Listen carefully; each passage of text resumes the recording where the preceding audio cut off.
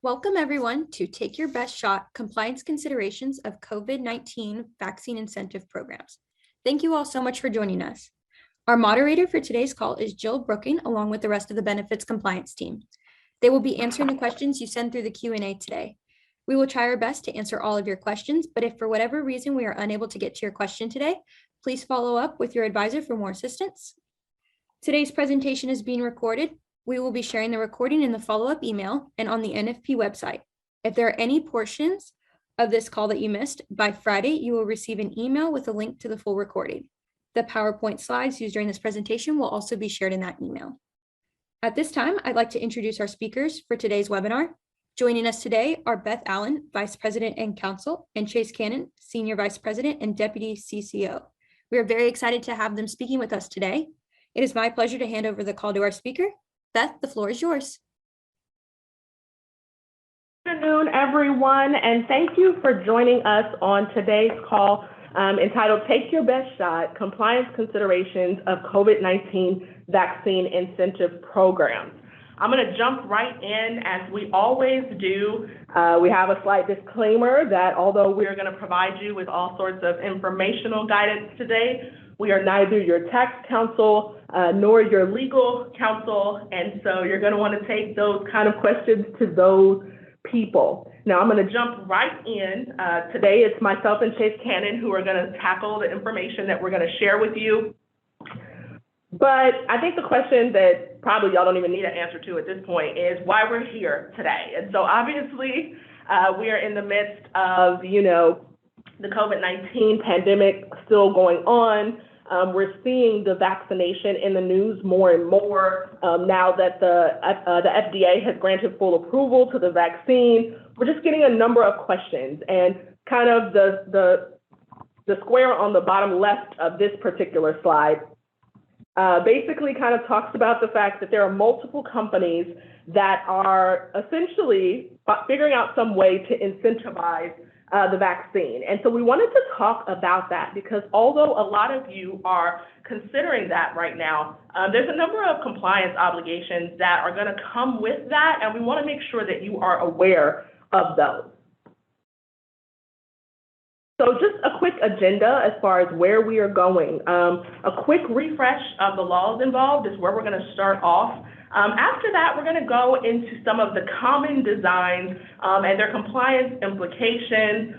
There's practical considerations that we want you to think about, and then we're going to end out with some resources, questions, and discussions, okay? Now, you'll know that a lot of you came to this call with questions. You have them right now. But I would hope that you can potentially maybe wait until we discuss some of this, because we may answer some of those questions that you already have, and that'll keep our moderating team from kind of being bombarded with questions that we are going to ultimately answer. But the hope is that we'll have about, let's say, 10 minutes at the end where we can ask questions. And also keep in mind that if you have questions, you want to put those in the Q&A box and not the chat box. Okay, so make sure to add those questions into the Q&A. So I'm going to go ahead and just kick us off when we talk about the laws or the compliance obligations that might come with the idea of incentivizing the vaccination in one way or another. You want to keep in mind kind of the laws that are presented by these four boxes. And we're going to go through and talk about each of those. And then after we talk about that, we'll go into, like I said, some of the designs that we see that people are asking about and what it means with each of these requirements. So I'll start off, though, with this concept of whether or not what you are doing is a group health plan. And this is going to be important once we start talking about the laws that are involved, because so many of those are going to be based on whether or not the design of the program that you have is a group health plan. And the definition for that purpose is basically an employee welfare benefit plan that provides medical care, which we put in quotes, directly or through insurance, reimbursement, or otherwise.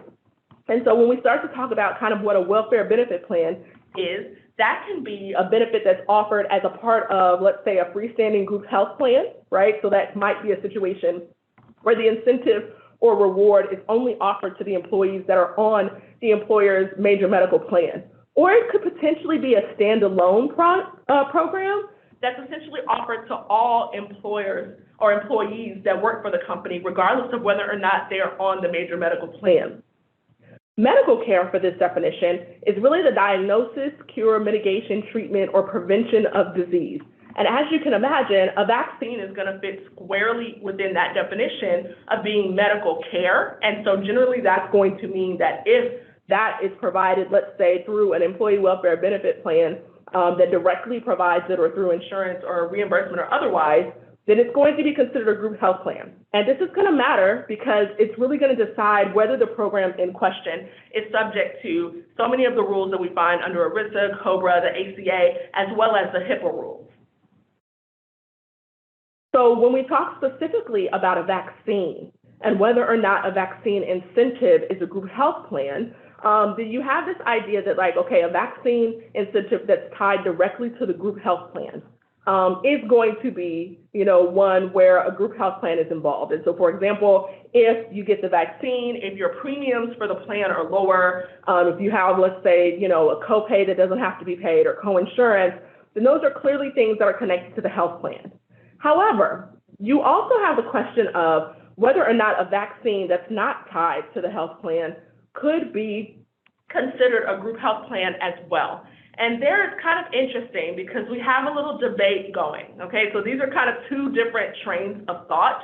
And we're not saying which ones we actually ascribe to because that's kind of a legal determination, but there's a couple arguments there. So the first argument on this question of whether or not a vaccine that's offered to all employees could be, let's say, a standalone group health plan. I am going to go out in the debate and I'm going to say that providing medical care directly or through insurance, reimbursement, or otherwise could potentially encompass the idea that the employer is giving a gift or a reward in exchange for this vaccination. So although they're not actually providing, the employer is not providing that vaccination directly, if they're paying you to go out and get it, there could still be the argument that you are either doing reimbursement or otherwise paying for them to receive that treatment, which could make it a group health plan even if it's standalone.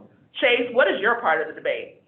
Yeah, so everybody on the call is getting like an inside view of how we operate as a team sometimes. We sometimes have competing views, and sometimes the law just isn't clear. And in this case, it's so unclear that we're unwilling to commit to either one of our arguments, I think, ultimately. But so my take would be, though, that unless the employer is really actively there giving the vaccine to employees, in other words, it's like an on-site clinic, or the employer is hiring a third party to come and do that, then giving them a reward just because they got the vaccine elsewhere would not be a standalone group health plan. And so, it's just my take is it's a little bit one step removed than that, providing, if you're talking about what does providing directly or otherwise, which is where Beth is saying, well, the or otherwise could be construed as a different method of providing it, and therefore that still falls into that, whereas I kind of view it as maybe that's one step too far, one step removed. But I think it's debatable, and so it makes it a very difficult conversation, a difficult way to help out employers when we're talking about this. And so we've kind of chosen to just make this a note. There's a caution that that's potentially an issue, and unfortunately we don't have enough guidance to say yes or no, that is an issue or it is not an issue. So we'll just kind of address it as we go through this presentation with that caution in mind. And I will say, I feel like there was some love given to Chase's conversation and his part of the debate. But I think the biggest question is like, okay, well, what does the law say, right? So what do they say about this idea of a standalone health plan? And the unfortunate thing is that we don't have any guidance from them on the idea of a vaccine and whether or not it's actually a group health plan if you offer that to all your employees. Some of you might be listening to this and saying, well, we've offered the flu shot for years and have never, let's say, complied with those rules. And I think the unfortunate thing is, although a lot of employers have done that, the government hasn't said anything about it or blessed it, right? So like the DOL has specifically said nothing about a vaccine and whether or not providing that to all your employees would be a group health plan. The HIPAA wellness rules, are interesting because they make it clear that you can have a standalone wellness program. And so that would be a wellness program that provides medical care, but isn't connected to the group health plan, but they don't specifically speak to vaccine rewards. And then the EEOC they welcome vaccine rewards, but then they only address them from the standpoint of the ADA, and they don't really say anything about whether or not offering one of those vaccine reward programs would be subject to HIPAA. And so the result there is that, employers who are looking to do that standalone vaccine reward should consult with their legal counsel. And you're going to hear us say that a lot today. So just bear with us as we're going through this information. So with that debate in mind, we're going to get back to the laws that are involved in having a vaccine incentive program. And I'm going to talk about the first couple of them, and then Chase is going to go into the last couple.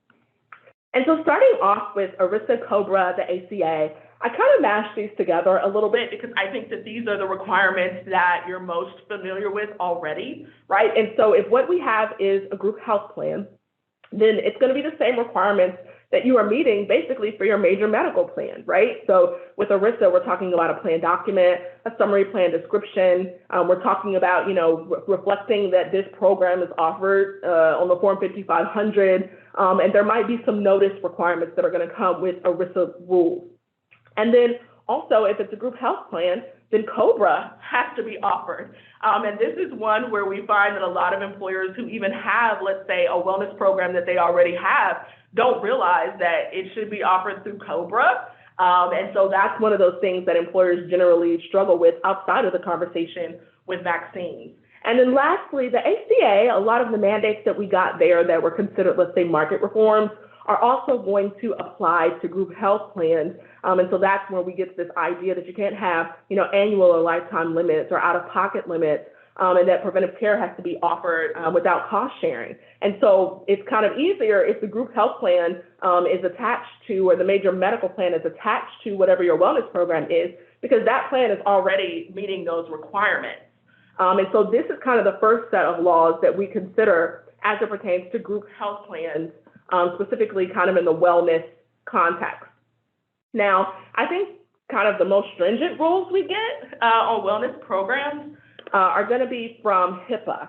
And we all think of HIPAA in terms of privacy and security. And frankly, kind of nationwide, the conversation about asking people their vaccination status, people have thought that, HIPAA privacy applies. But the part of HIPAA that I think is the hardest part to deal with is actually the fact that, or the part of HIPAA that prohibits discrimination based on a health factor. So the idea is that HIPAA says that you can't, let's say, penalize someone for not being in good health generally. And technically that's what a wellness program does. And so that's why you have to meet the HIPAA rules for a wellness program if you are going to do something that is discrimination based on a health factor. And so essentially telling people like, hey, we're going to give you some reward or not charge you some surcharge because you're vaccinated is a health factor that you are essentially providing that incentive based on. And so when it comes to the wellness program rules under HIPAA, we have 5 rules that have to be met for a health contingent program. Now, I will say that there are also HIPAA wellness plans that are participatory. And it's kind of interesting because there is some debate about where a vaccination surcharge or incentive would fall. We don't necessarily buy this debate. So if you see, let's say, some article that comes out that's like, oh, well, technically, let's say the reward could be unlimited because this is only a participatory wellness program. We don't necessarily buy that. Again, that's kind of a legal interpretation. So that's going to be up to you and your legal counsel. But we think that it's more likely that it's going to be considered a health contingent activity only program. So the idea is that it is based on a health factor, which is you getting medical care in the form of the vaccine, but it's one that pretty much everybody can do and it's not based on, let's say, an outcome, okay? And so if those are the rules that apply, then there's 5 requirements. Now, a couple of these are kind of just met by the virtue of it being a wellness program, but I think the biggest one that employers, have to look out for is the limit on the reward, which will be 30%. Or 50% with a tobacco standard. And I think that one's kind of interesting because you have to remember that no matter how many wellness programs you offer, they would all have to fall within that 30%. So if you already offer, let's say, a tobacco surcharge, or if you already have a wellness program where people have to get their biometric screening to get a reward, and let's say have a certain, outcome to their biometrics, then you're already cutting into this limit, and the vaccine surcharge would also go into that. And then another big requirement we get from this is the requirement to provide a reasonable alternative standard to those who don't meet the standard. And I think this is where it gets a little bit more difficult. A lot of employers struggle with this with regular wellness programs, but when we start to talk about a reasonable alternative standard for not getting the vaccine, it just becomes interesting. Chase is going to talk a little bit about reasonable accommodations on the ADA side, but that's a little different, okay?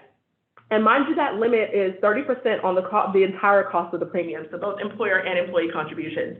But depending on how much the premium is, you could really get up against that 30%. And so then after we've talked about really the HIPAA portability or non-discrimination rules, you also have to look at HIPAA privacy. And HIPAA privacy really, like I said, is what has, I think, dominated the conversation about this.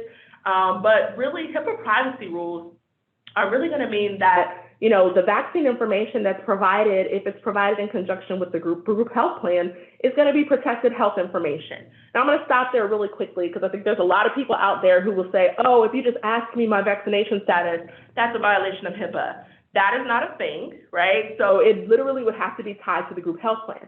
So if you do say, okay, we are going to change how much you pay for your group health plan based on whether or not you are vaccinated, then that's going to make it subject to HIPAA because that request for that information is now tied to a group health plan. But if you as an employer just ask them, are you vaccinated? HIPAA is not necessarily going to be implicated. So understand that difference. But when HIPAA is implicated, then you have certain privacy and security rules that say what you can and cannot do with that information, right? So there's limits on who can have access to that information. It's usually a minimum necessary standard, right? So if you're asking your employees for this information or you get it from the group health plan, then you're not going to want to share that with everybody in your office. And so there's certain rules in addition to kind of the requirement to have privacy and security procedures, having training of employees who are going to access that PHI, as well as having business associate agreements in place. Now, hopefully, a lot of you are already doing those for your group health plan, right? So it should not be now that you have to do that again. But if you have not, then that is something to consider. And then finally, just keep in mind that an employer cannot use their health plan to confirm the vaccination status of individuals who are certifying the vaccine status for employment reasons. So for example, if you all are just doing, let's say, a vaccine mandate, which we'll talk about a little bit later, you cannot go to your health plan and say, hey, these people said that they were vaccinated. Can you look at the health plan and see if they were actually vaccinated through our health plan? You cannot do that. HIPAA is not going to allow that, okay? And so with that, I'm going to throw it over to Chase to talk about the Americans with Disabilities Act. Yeah, thanks, Beth. So the ADA, again, this is an employment law going on here, labor law. And so we really are wading into an area that we are, as benefits consultants, we generally don't advise on. But we did want to hit this at a high level because it impacts vaccine mandates and it comes into play for purposes of the incentives. And so really the two main rules here are first, that ADA prohibits discrimination against disabled individuals in terms of employment, compensation, and fringe benefits. And so this is where we're going to really talk about vaccine mandates and to an extent vaccine incentives when you have an individual who has a medical objection or, as we'll learn, a sincerely held religious objection to the vaccine. The easiest example there would be somebody who has allergies or some type of allergic reaction or a medical condition that they already have, like a blood condition or something like that, where taking the vaccine might exacerbate that existing condition. And so, again, that would be a valid and justifiable objection to a mandate from an employer to take the vaccine. And then the question becomes, for the employer to address some type of reasonable accommodation for that individual employee.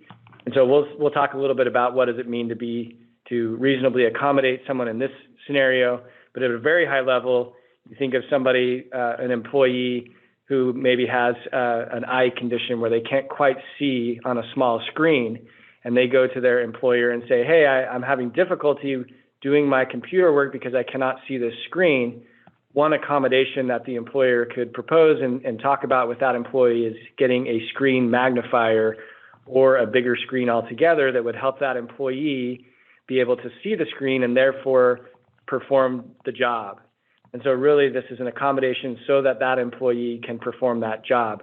Another example would be if someone requires a service animal to guide them around the office and in their life, and the employer has a policy that they do not allow pets or dogs or other animals in the office space, the employer may have to adjust that policy by saying we will make an exception for a service dog. And again, that allows that individual employee to be able to show up at the office, to be able to navigate around and do the job with their service animal. So that really becomes a conversation, and we'll talk about this again more in depth in just a second, but a conversation that the employer has to have with that employee to figure out what might work. And so that's really the first rule under the ADA that is of importance here. And again, we will go more into depth with vaccine mandates and what that reasonable accommodation looks like. But at a high level, that's the reasonable accommodation. That's the discrimination part of the ADA. The other part is talking about what are referred to as disability-related inquiries or medical inquiries, such as a medical exam or other requirement. And what the ADA says there is that if the employer is asking questions or asking the employee to take a drug test, for example, or asking other questions such as have you or have you not had the vaccine given to you, those are considered medical inquiries. And the ADA says you can, as an employer, you can make these medical inquiries only if they are job related or if they are voluntary. And so job related would be something, as an example, that would be I own a trucking company and I need to make sure my drivers of my trucks are not under the influence of drugs. So I may administer a drug test weekly or daily, whatever it is. I'm making sure that my driver is safe to operate that heavy piece of machinery or that truck. And so that is employment related. Again, I'm making sure that I'm creating a safe workspace, and I have to ask that question in order to create the safe workspace and to protect others around and to protect that employee so that they can perform their job. So it's okay to ask questions if it's related to the job itself and to performing the job itself safely. Where we're going to spend our time in this part of the ADA is whether this is voluntary. And that gets a little bit squishy when we're talking about the wellness program rules and when we're talking about vaccination inquiries. But basically, voluntary means that the employee needs to be able to make a meaningful choice. And that means if the reward or the incentive or the surcharges we'll talk about, if that is too high, then the ADA says, well, that if it's so high, then the employee doesn't really have a choice, because if they don't take it, or if they don't get that incentive or reward, it's going to be adverse to them, or it's going to negatively impact them in some way. So we'll talk again more about what that means, but those are really the two big parts of the ADA. And when you hear the ADA in this context with vaccine incentives and vaccine mandates, we're really talking about those two different rules. We will say high level here that the EEOC, again, we keep getting stuck on acronyms. EEOC is the Equal Employment Opportunity Commission. That's the part of the federal government that enforces the ADA. So just think of that as the government. But they allow employers to first mandate vaccines, and we're going to get to these. These are kind of the plan designs that we're going to review. But allows a vaccine mandate with accommodations that we're going to talk about for those with medical conditions or religious objections. You can provide incentives for the vaccine, and we're going to talk about the difference here with these two bullets here. One is where the employee just shows a vaccine card or other third-party proof versus the employer being involved with that, either directly administering the vaccine or by bringing in a third party to administer the vaccine. And again, this is going back to our discussion on whether this is a group health plan. We see the same distinction here with the EEOC rules. So again, those are, we'll get into those plan designs in detail in just a sec. The last thing on the ADA though is HIPAA. HIPAA has its privacy rules. ADA also has a set of privacy rules. And so even if it's not HIPAA information, which in most instances here is probably not going to be HIPAA, but the ADA has a set of rules that the information has to be safeguarded and really only provided to those that need to know, that sort of have to be involved in that discussion. So that's the ADA. We'll circle back when we talk about the particular plan designs. Now, Chase, to have a little bit of conversation here, Yeah. I've already had people asking. So if somebody comes to me and they say they have a religious reason, a sincerely held religious belief, how do I as an employer, quote unquote, prove that? Or how am I able to prove that up, if you will? Yeah, so this is a challenge, right? Like, do you just take the employee at their word, or is there more you can ask them? Where I fall on this is that, generally speaking, the rules allow you to believe your employees. You can just kind of go with this simple attestation that they object to it. And so that is the easiest to go with administratively. Just take their word for it. You could have them sign an affidavit or an email or something that sort of is the attestation itself. To dig deeper than that, particularly in the religious context, I think is problematic and creates a little bit of weirdness with your employees too, which I think you need to consider that throughout all of this, right? Like, what, as an employer, what is your business strategy and what is your employee engagement? And I just refer to as employee morale. What is that going to do to your employees if you have your employer questioning your religious beliefs? Or, to go the other step too, if you've expressed that you have allergic reactions, how far do you want to go in really probing them? Unless you have a situation where it's very obvious that they, they've in the past expressed that they don't believe in any God, and now suddenly they've got religion all over their sleeves to get out of this mandate, maybe in that situation. But again, that would be something we would say, go to outside counsel, figure out exactly where you want to be on that line of inquiries. What are your thoughts on that? Yeah, similar. I think at the end of the day, you as the employer should not ever put yourself in the position to try to determine what somebody's sincerely held religious beliefs are. We've seen some, news stories about how, the Catholic Church came out and said, hey, you're not going to use the Catholic Church to not get a vaccine. But someone who's Catholic could believe something totally different than that, and they would still be protected under the EEOC. Keep in mind that the EEOC also kind of mentions this idea that if you as an employer have some legit reason to think that they are lying about that, what the EEOC is going to say is you can ask them, right? But you don't get to, at the end of the day, say, okay, I know you're lying, and I'm just not going to give you that, because ultimately what you're probably just going to have to do is give them a reasonable accommodation. Mm-hmm. Yeah, this is Jill. That's a good point. I have shared in the chat for all participants an FAQ where the EEOC provides some information regarding religious objection to the vaccine for COVID-19 and the accommodation process. So that is question K-12, and I put the link to those FAQs in the chat for everyone. Thank you, Jill. You are the best moderator. Thank you. Thanks, Jill. So moving on to the tax rules. Taxation is just at a high level a reminder that most incentives or rewards that you're providing, if they come in the form of a gift card or a prize or extra PTO, that's another one that doesn't quite look like taxable compensation, but it really is just additional salary. Those are all going to be taxable. And so this comes back to tax nerd life that we sometimes live in, where everything that the employer is giving to employees or providing employees, the IRS and the Internal Revenue Code say that will be taxable. And so the only exception is if there's a specific tax code section that says this is not taxable. So you just kind of default back to everything's going to be taxable unless the tax law says it's not.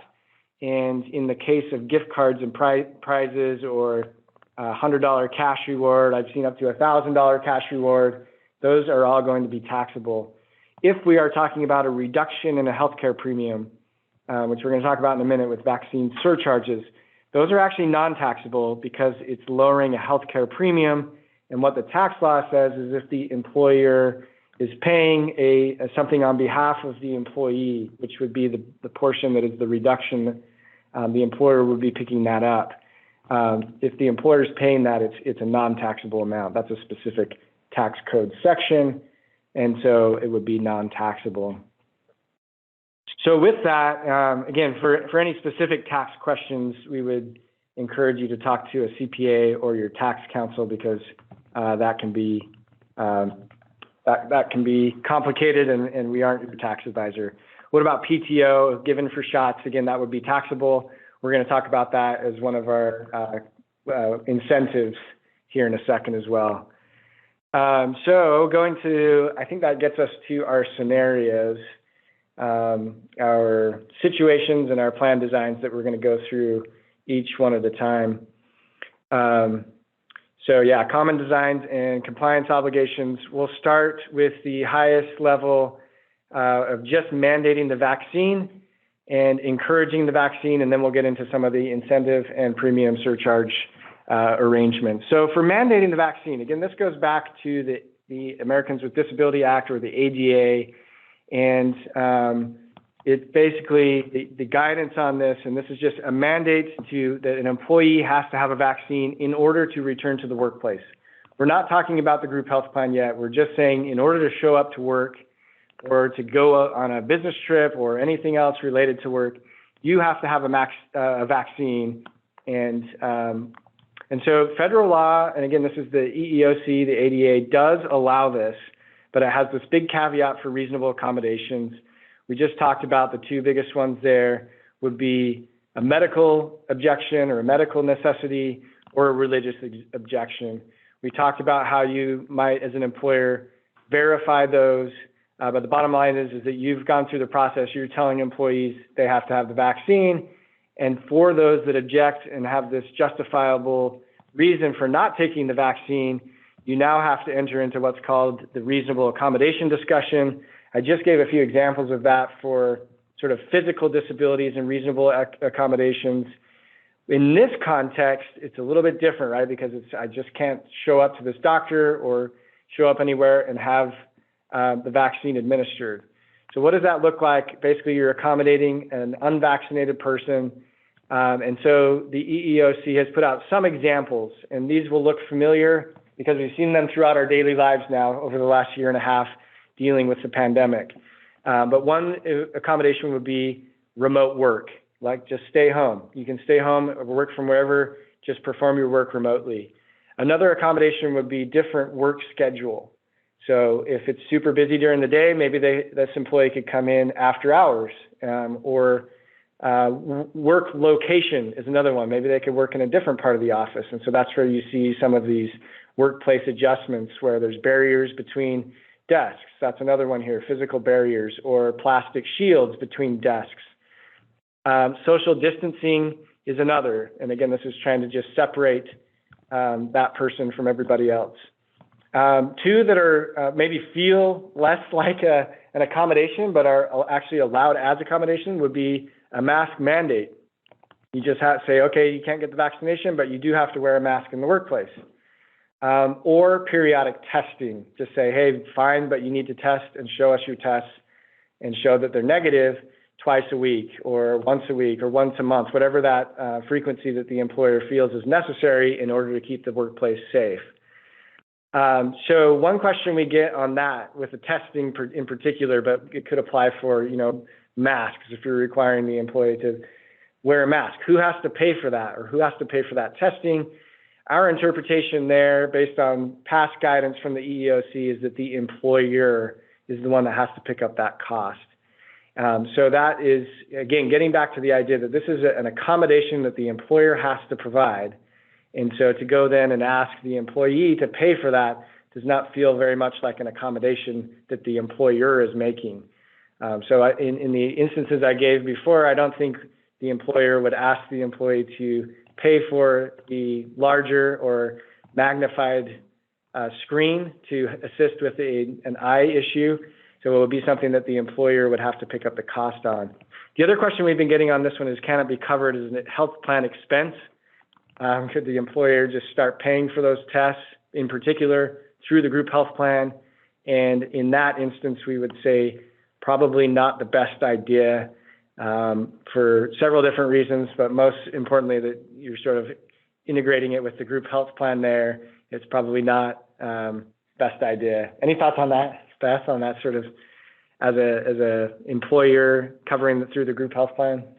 Yeah, yeah, I mean, I think that one of the big things about COVID testing and things like that has been very clear that like COVID testing is not going to be covered unless you like are literally doing it for diagnostic purposes. So it's probably not. Yeah. Yeah, it's probably an employment reason, and I don't think it's going to pass on that. Right. Yeah. So we don't recommend that. That is one of the crossovers here into the group health plan world where we've seen questions. But this issue, really, of reasonable accommodation, is an employment law question. And because even though the EEOC has given some examples of reasonable accommodations here that you can consider, it's still a one-on-one conversation with each particular employee. That means it's very facts and circumstance based, and the discussion and the analysis that goes into that is one that you're just going to have to go to outside counsel for. But we did talk a little bit about employee proof. The attestation, of course, you can get that. You can ask for a vaccine card or a third-party record, and you can take another step and say, give me more medical records. But that's, in that case, you would want to avoid unnecessary requests. In other words, asking for additional information that goes beyond the vaccine. And then probably the biggest question we've been getting is, what about that confidentiality?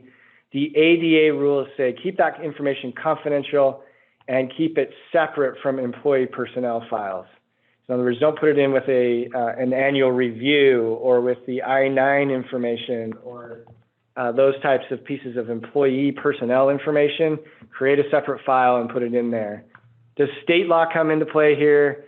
Potentially, yes.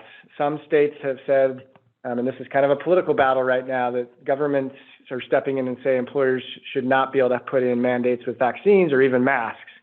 And so state law may come into play. Obviously, we're not going to get into all 50 states here. But this idea of mandating the vaccine does not come with all of these HIPAA, ERISA, ACA requirements that we're going to get into. And then the last question we get here, so I guess that's an advantage to that potentially. But one other question we get is, can you fire somebody if they refuse the vaccine and they're unwilling to accept any of these accommodations? Total outside counsel question here. You got to go talk to outside counsel before you fire somebody over this. But there are limits on what employers are required to do when it comes to reasonable accommodation. The term they use there is that if it's an undue burden on an employer, they don't have to go that far. And that would mean that they could terminate the employee. But again, undue burden is a very nebulous term, right? It can mean a lot of different things depending on the situation. And so that's, again, where outside counsel should be. So that kind of gets us a quick checklist for a takeaway here for mandating the vaccine. And then these slides will be available, so hopefully this helps guide you through this. It's really kind of what we've talked about, getting a review of the EEOC guidance that's out there, employment law counsel, particularly for state law and federal law. What are the reasonable accommodations, how to confirm vaccination status, and then treating that information as confidential per the ADA rules. So hopefully that helps guide you through that discussion. But again, really, this is an employment law question. We don't want to, for you to make any steps as an employer without talking to outside counsel here. Straight up encouraging the vaccine. So this would be sort of the least compliance problematic method here, is just, let's just do things to try and encourage employees. And I think a lot of employers have kind of decided on this route because they don't want to step in all these compliance traps.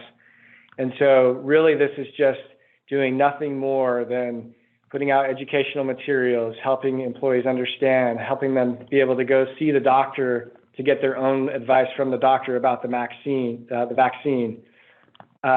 it's just basically education. There's nothing coercive. You're not asking employees about their vaccination status, so you don't get those ADA medical inquiry issues. You're not tying anything to the group health plan, so you're not getting into HIPAA and this unclarity. So a lot of employers have gone this route. And again, particularly with the uptick in the Delta variant and cases going up, employers that have gone this route have kind of maybe taken a little bit of a delay of asking employees to come back to the office so that they don't have to create a mandate. So only thing here that we mentioned would be to warn managers and employees not to harass others. And this is just kind of this idea of like people having really strong opinions about vaccination or non-vaccination or mask or no mask. But just to make sure that, employees, particularly managers and supervisors, stay neutral on those issues. And then employment law counsel for best practices. But this is really probably the easiest one here, which is why I took this slide so that I wouldn't have to do it. The harder ones, which Beth is about to take over. But I think we do have a little quick checklist on this one for encouraging the vaccine. Again, the EEOC guidance is very helpful, and make sure that encouragement doesn't sort of cross the line into coercion or harassment. And then if there is information sharing on vaccination status, to follow those ADA confidentiality rules. Beth, do you want to take it with the incentive? Sure. So I get to take the one where, let's say a large majority of you might be on this call because you saw on the news or you heard or read an article where some XYZ large company that rhymes with, XYZ is offering some large incentive to people basically that are on their health plan to get vaccinated. And so interestingly, this talks specifically about designs that impact health plan costs. And so first, let me start off out the gate by saying that in no circumstances is it likely okay for you to basically do a design where someone who is not vaccinated cannot have their COVID treatment paid for under your plan. First of all, under HIPAA, you shouldn't even know who has COVID or who is receiving treatment for COVID, if you will. And so you shouldn't even be able to identify that they're in the hospital with COVID.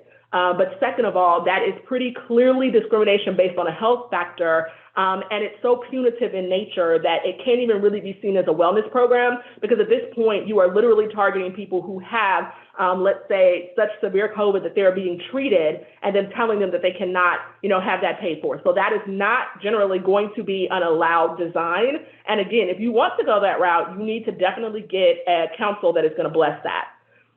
Now, you could have a design, and this is what most of you have seen, where it basically charges employees a lower premium if they get vaccinated, okay? Premium, I think, is the biggest design we see here, but we do see, let's see some employers asking about, well, could we potentially give you an HSA contribution, which could potentially also be the same kind of concept. Now, mind you, you could do that, but you're going to have to consider the HIPAA wellness rules. And I just want to make a point here, because I don't think the government did us any favors. We did have the EEOC basically saying, yeah, do a vaccine incentive, but they don't necessarily make it clear that, like, okay, that is under the ADA's rules. That doesn't mean that's going to be compliant for HIPAA or the ACA or ERISA. It literally just has to do with what the ADA says. And so keep in mind that that's a little bit, I think, annoying for all of us, but that's just what it is. And that's generally good guidance or a discussion for any of the compliance, responsibilities that we're going to talk about. The given government agencies only kind of have jurisdiction over their particular law. So with that said, the HIPAA wellness rules, like I already kind of mentioned a little bit, that I think the limit on the reward is going to be one of the biggest pieces, because you're going to have to do some calculation there, especially if there are existing wellness rewards. The reasonable alternative standard, I think it also gets a little confusing, because HIPAA has a reasonable alternative standard. And if you believe that the design is health contingent but activity only, then you would have to offer it to those who have a medical reason not to get the vaccine. And it gets a little weird because on the ADA side, you have to basically give a reasonable accommodation to people who have, let's say, a medical reason or the religious exemption. So then it becomes a little weird, right? Like, do I have to offer a reasonable alternative standard to both people who have a medical reason and a religious reason? And theoretically, you probably do. But the point is, there has to be some other way for them to get the reward. And the reasonable alternative standard rules are actually really difficult to meet, period. So there's a requirement that they have to have all year to meet the standard. And then once they do it, you have to give them the reward going all the way back to the beginning of the year. And so that's especially difficult here, because let's say that you say that the reasonable alternative standard is periodic testing. So then let's say they have to get tested every 2 weeks. So that literally means that every 2 weeks until the end of the year, they would need to get tested. But then you don't know until the very end of the year whether or not they meet the reasonable alternative standard. And so it just gets kind of difficult to comply with this type of design. Also of note here is the fact that there is a HIPAA wellness notice that's required. And that actually is kind of one of the most, I think, interesting notices, because it has to go on any materials that you use to describe this reward, right? And most employers fail on that with just regular HIPAA wellness programs. And so keep in mind that we're talking about this design, and we've talked about it most from the standpoint of HIPAA, but there's other parts of benefits related laws that can be affected. And so I think I've already seen in the Q&A, some of you have brought up the fact that employer mandate affordability will change. That calculation will change if you do this reward, because the rules there only allow for you kind of not to pay attention to that surcharge amount if it's based on tobacco. And so the idea is that, like, okay, affordability is now going to change to have to be calculated as if the person paid the amount of the surcharge.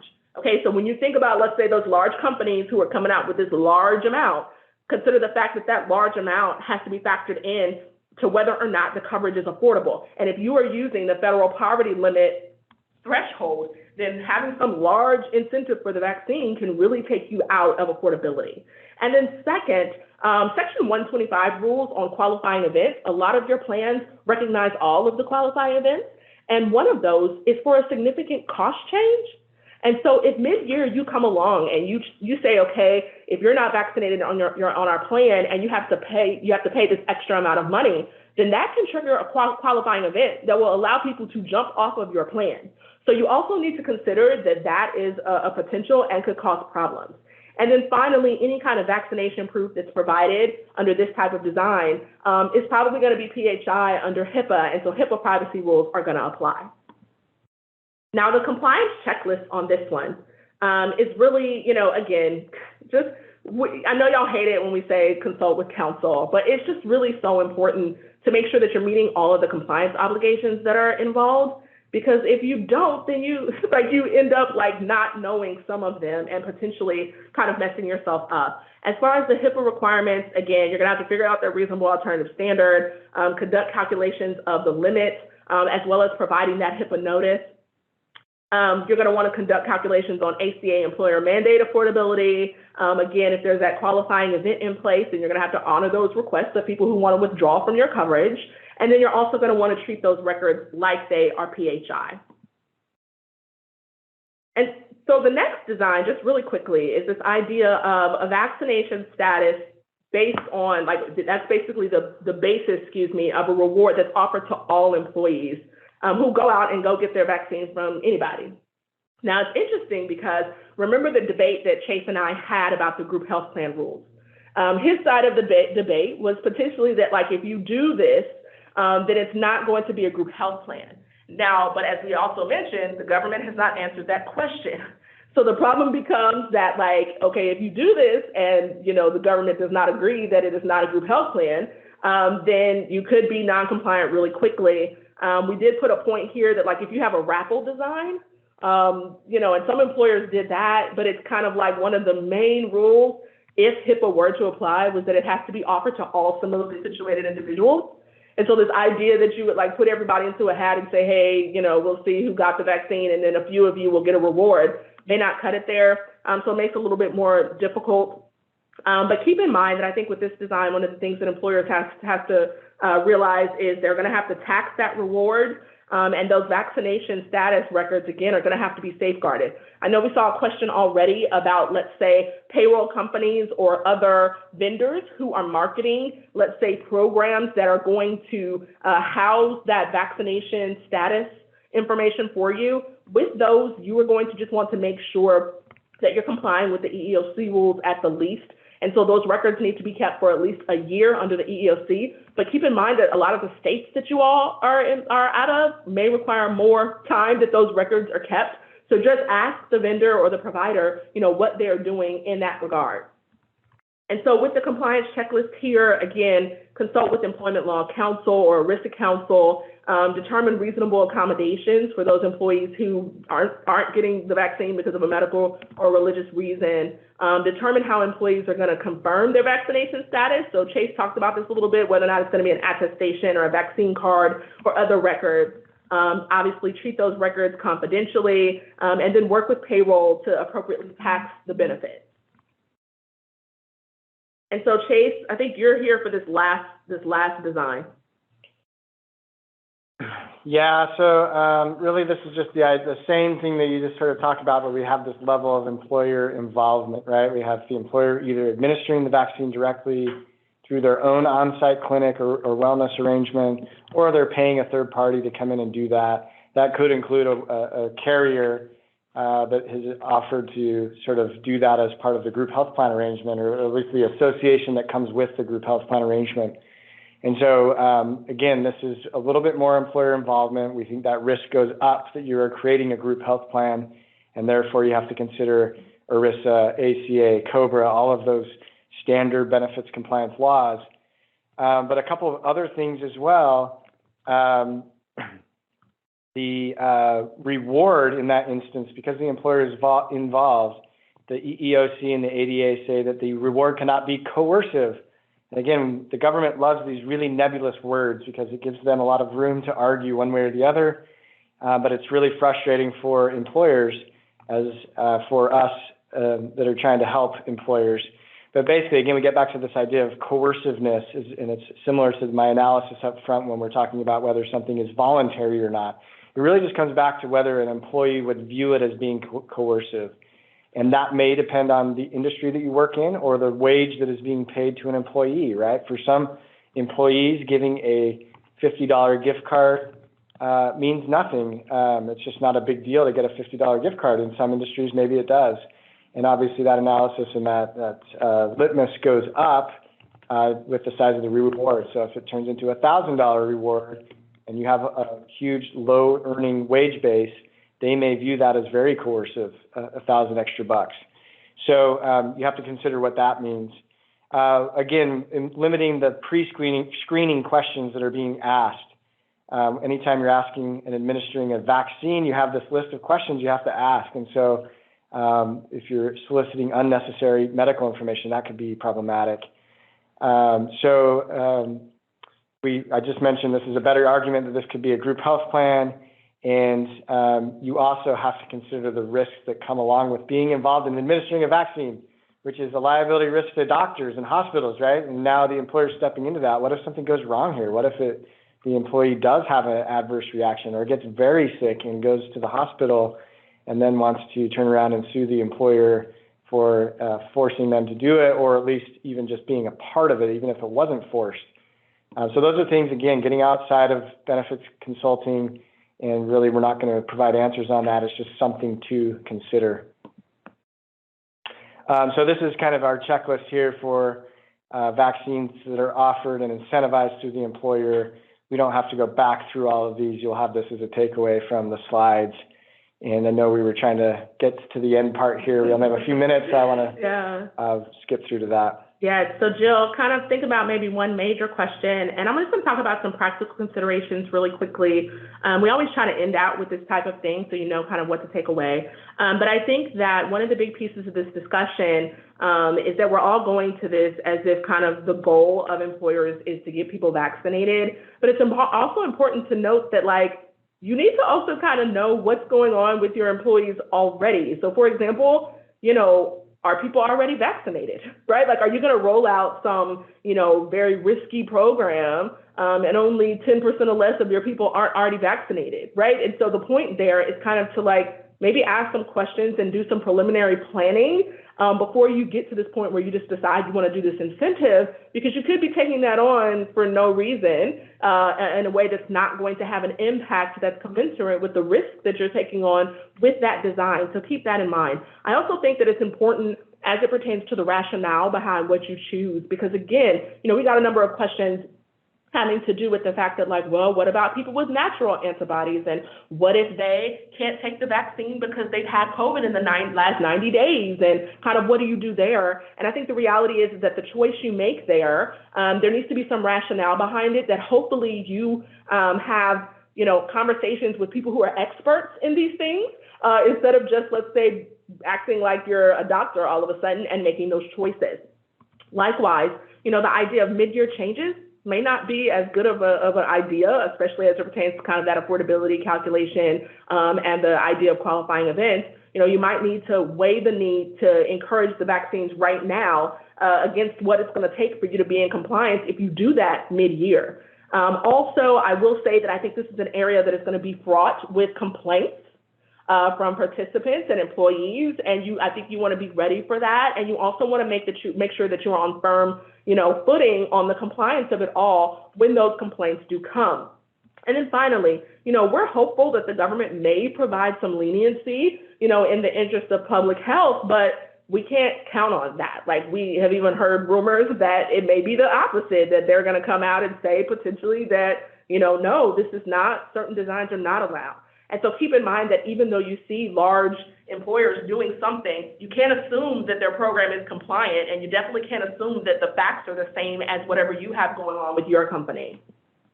And so finally, because we have told you multiple times to consult legal counsel, I do want to give kind of just some notes there. You want to seek counsel that frequently works with these laws, right? Sometimes we'll see employers who the owner might just have a friend who's a criminal law attorney. You don't want to go to that person to get advice about the ADA and, HIPAA and ERISA, and that's probably not the best idea. So you want to make sure that you are picking good counsel who is qualified to speak to these matters.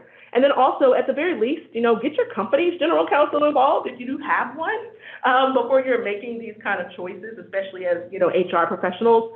Vendors that are seeking to facilitate, a program are not the plan fiduciary, and they know that, right? And they're also not your legal counsel. So even if a vendor is telling you, we can do this, yes, this is okay, and we think that it meets with the rules, you need to do your own due diligence. And then finally, we know that legal counsel can be pricey, and that's not going to be an option necessarily for everyone. But I think that it's important there, like if you can't go to legal counsel for whatever reason, then you're going to want to basically pick the designs that increase the risk, right, or come with less compliance. So if you know that you can't necessarily go to legal counsel, then you might need to consider just encouraging the vaccine versus attaching it to the group health plan and doing a vaccine kind of mandate. And so those are kind of just our thoughts. Jill, anything that you want to get out in the last, minute of this discussion?